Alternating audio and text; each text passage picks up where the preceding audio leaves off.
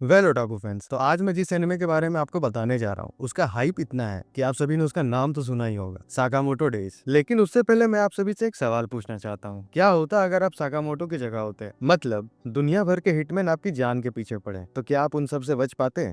तो चलिए अब बिना देरी किए बढ़ते हैं एक दिलचस्प कहानी की ओर। एपिसोड की स्टार्टिंग में हम देखते हैं एक बंदा जो लोगों को मारने में बिल्कुल भी नहीं हिचकिचाता, वहां मौजूद सभी लोगों को आसानी से मार देता है। और यहाँ हमें ये पता चलता है कि कुछ समय पहले वो एक लेजेंडरी हिटमैन हुआ करता था जिसका नाम साकामोटो टारो होता है। सभी गैंगस्टर उसके नाम से ही कांपने लगते हैं, लेकिन उन्हीं में से कुछ हिटमैन उसकी तरह बनना चाहते हैं। लेकिन एक दिन साकामोटो स्टोर पर एक लड़की से मिलता है जिसे उससे प्यार हो जाता है और वो अपने हिटमैन वाले करियर को छोड़ उस लड़की से शादी कर लेता है। इसके बाद उसकी एक बेटी भी होती है। अब हमारा लेजेंडरी हिटमैन काफी मोटा हो चुका है और अपनी छोटी सी दुकान पर काम करने लग जाता है। एक दिन एक लड़का साकामोटो को ढूंढते ढूंढते उनकी स्टोर तक आ जाता है और इधर साकामोटो एक बच्चे को निशाना लगाते हुए देख रहा होता है। तभी अचानक उस बच्चे के बैग से एक इंक की बोतल गिर जाती है, जिसके कारण एक आदमी की सफेद पैंट गंदी हो जाती है। ये देख उस आदमी को बहुत ही ज्यादा गुस्सा आ जाता है और वो उस बच्चे को उठा लेता है। वो उस बच्चे को मारने ही वाला था कि तभी साकामोटो वहां आकर उसका हाथ पकड़ लेते हैं और उसके गर्दन पर एक पेंसिल घुसा देते हैं। यहाँ पे आता है इस एनिमे का एक लाजवाब ट्विस्ट। साकामोटो ने उसे मारा नहीं था, बल्कि ऐसा करने की वो सोचता है। इसके बाद वो आदमी दुकान से बाहर चला जाता है। ये सभी चीजों को वो लड़का देख रहा होता है जो साकामोटो को खोजने आया हुआ था। वो जान जाता है कि साकामोटो उस आदमी को पेंसिल से मारने का सोच रहा था और यहाँ हमें ये पता चलता है कि वो लड़का अभी हिटमैन है और वो साकामोटो के साथ काम कर चुका है, जिसका नाम सिन होता है। इसके पास एक साइकिक एबिलिटी है, वो किसी के भी थॉट को पढ़ सकता है। साकामोटो उस लड़के को देख उसे मारने की सोचने लगता है, जिसे देख सिन डर जाता है और कहता है, मेरा नाम सिन है, मैंने आपके अंडर काम किया है। इसके बाद वो दोनों बाहर जाकर कुछ बातें करने लगते हैं। सिन कहता है, तो ये बात सच है कि आपने एक छोटी सी दुकान पर काम करना शुरू कर दिया है। सिन चाहता था कि साकामोटो वापस से हिटमैन की दुनिया में आ जाए, लेकिन साकामोटो उसे साफ मना कर देता है। साकामोटो अपने मन में कह रहा होता है कि मेरे हिटमैन वाले दिन अब खत्म हो गए। जिसे सुनने के बाद सिन कहता है कि आप एक लेजेंडरी हिटमैन हुआ करते थे, हर गैंगस्टर आपके जैसा बनना चाहता था, यहाँ तक कि सभी गैंगस्टर आपसे डरते थे। आखिर आप ये सब कैसे छोड़ सकते हैं? साकामोटो उसकी बात का कोई जवाब नहीं देता और अपना नूडल्स खाने लग जाता है। सिंह कहता है, अब ये कितना मोटा हो गया है, इसे तो पहचान पाना भी मुश्किल है,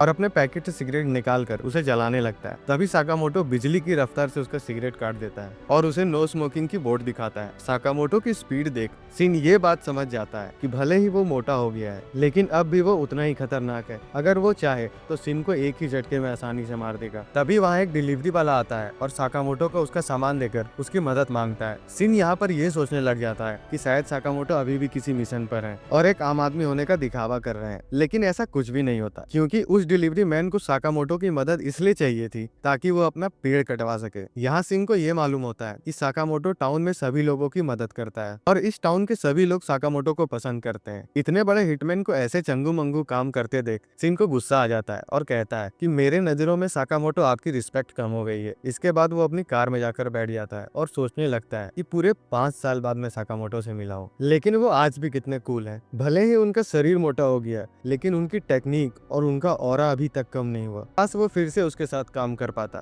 तभी सिन को उसके बॉस का कॉल आ जाता है, जो पूछता है कि क्या तुमने साकामोटो को वापस काम पर आने के लिए मना लिया? जिस पर सिन उन्हें बताता है कि उसने मना कर दिया। तो उसका बॉस कहता है, तो फिर किस बात की देरी, जाओ उसे मार दो, क्योंकि अगर कोई हमारी गैंग को छोड़कर जाता है तो हम उसका सफाया कर देते हैं। यही हमारी दुनिया का असली सच्चाई है। और वो सिन को कहता है कि अगर तुम इस काम में नाकामयाब रहे तो कोई बात नहीं, मैं अपने बंदे बेचकर उसे मरवा सकता हूँ। यहाँ पर हमें ये पता चलता है कि सिन साकामोटो का बहुत बड़ा फैन है और वो ऐसा नहीं करना चाहता, लेकिन काफी सोचने के बाद सिन समझ जाता है कि उसके पास कोई और ऑप्शन नहीं। अगर उसने साकामोटो को नहीं मारा तो उसकी जगह कोई और साकामोटो को मार देगा। अगर साकामोटो को मरना ही है तो ये उसी के हाथों होना चाहिए। अगले दिन हम देखते हैं कि सिन वापस से उसकी शॉप पर पहुंच जाता है, जहां उसकी वाइफ उसे बोलती है कि तुम तो कल भी आए थे ना, जिस पर सिन उसका कोई रिप्लाई नहीं देता और अपनी गन में साइलेंसर लगाकर दुकान के अंदर चला जाता है। सिन साकामोटो को बोलता है कि आज मैं इस शहर को छोड़कर जा रहा हूँ और साकामोटो पर एक गोली चला देता है, लेकिन साकामोटो अपनी मुंह में पड़ी एक कैंडी इतनी रफ्तार से फेंकता है कि वो गोली का डायरेक्शन ही चेंज कर देता है। इसके बाद साकामोटो सिन की ओर एक आइसक्रीम फेंकता है, जिसके कारण उसका ध्यान भटक जाता है और साकामोटो वहां से गायब हो जाता है। यहाँ पर सिन साकामोटो का माइंड भी नहीं रीड कर पा रहा होता। तभी साकामोटो सिन के पीछे आकर उसे एक जोरदार लात मारते हैं, जिसके कारण वो दूर जाकर गिरता है और खुद में ही सोचने लगता है पता नहीं उसे क्या चुल मची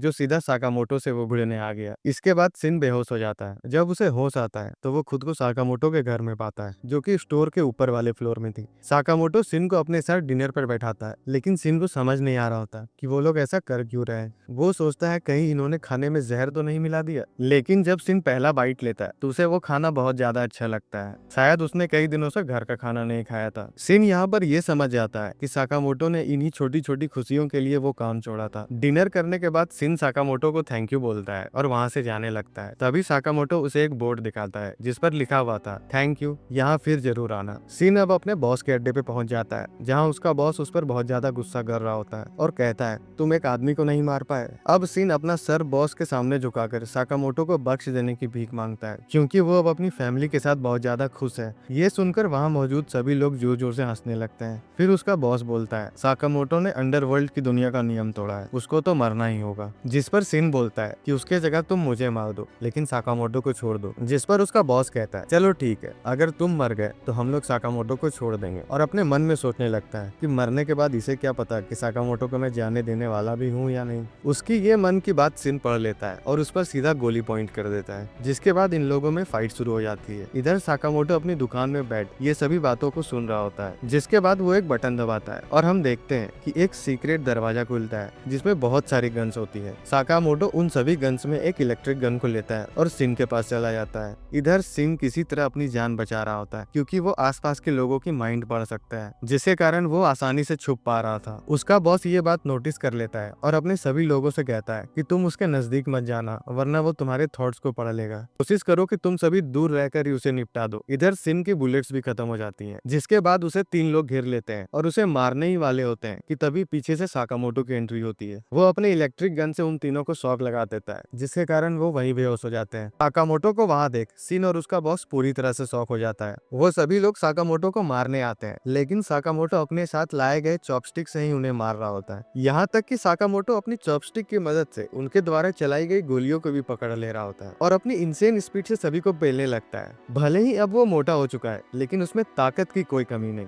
उन सभी मवालियों का बॉस तो इतना डर जाता है कि वो अपने आदमियों को उस पर एक साथ गोली चलाने को बोलता है लेकिन साकामोटो उनके बंदूक को आधे टुकड़े में काट देता है और उन मवालियों के साथ उनके बॉस को भी पेल देता है। सिन अपने सामने इतने इंटेंस हुए फाइट को देखकर ये समझ जाता है कि ये अभी भी वही लेजेंडरी हिटमैन है। सिन उनसे पूछता है कि उन्हें पता कैसे चला कि वो कहाँ है। जिस पर साकामोटो उसे बताते हैं कि जब वो बेहोश था तब उन्होंने उसकी गन में एक ट्रैकर फिट कर दिया था। जिसके बाद सिन कहता है कि अब वो इस टाउन को छोड़कर जा रहा है। तभी साकामोटो उसे अपनी शॉप का एक यूनिफॉर्म देता है और उसे हर घंटे का चार्ज बता देता है और उसे कहता है कि अगर उसने ओवर टाइम किया तो उसे अलग से पैसे मिलेंगे। सिन सोचता है कि साकामोटो उसे अपनी शॉप पर काम करने का ऑफर दे रहा है जिस पर वो तुरंत राजी हो जाता है। और अब हमें अगले दिन का सीन दिखाया जाता है जहाँ सिन अब साकामोटो के साथ शॉप संभालने लगता है। जब वो देखता है कि नूडल्स का स्टॉक खत्म होने वाला है तभी उसकी नजर साकामोटो पर पड़ती है। तब उसे ये समझ में आ जाता है कि नूडल्स कोई और नहीं साकामोटो ही खत्म कर रहा है। सिन अपनी माइंड रीडिंग एबिलिटी के कारण लोगों को तुरंत ही उनकी जरूरत का सामान देने लग जाता है और इधर साकामोटो की वाइफ और उसकी बेटी को भी वो बहुत ज्यादा पसंद आ जाता है। तभी वही बच्चा वहाँ आ जाता है जिसे हमने स्टार्टिंग में देखा था। वो सिन को अपने साथ खेलने को बोलता है जिस पर सिन उसे मना करते हुए कहता है कि अभी नहीं, अभी उसकी शिफ्ट बाकी है और वैसे भी पिछले वाले जॉब से तो ये जॉब काफी ज्यादा बेहतर है। जिस पर वो बच्चा पूछता है कि पिछला जॉब आखिर था क्या। जिस पर साकामोटो अपने मन में कहता है कि उस बच्चे को अगर तुमने कुछ भी बताया तो तुम्हारी खैर नहीं। सिन बहुत ही ज्यादा डर जाता है और उस बच्चे को बताता है कि पहले वो सफाई का काम करता था। और यहीं पर हमारा एपिसोड 1 खत्म हो जाता है।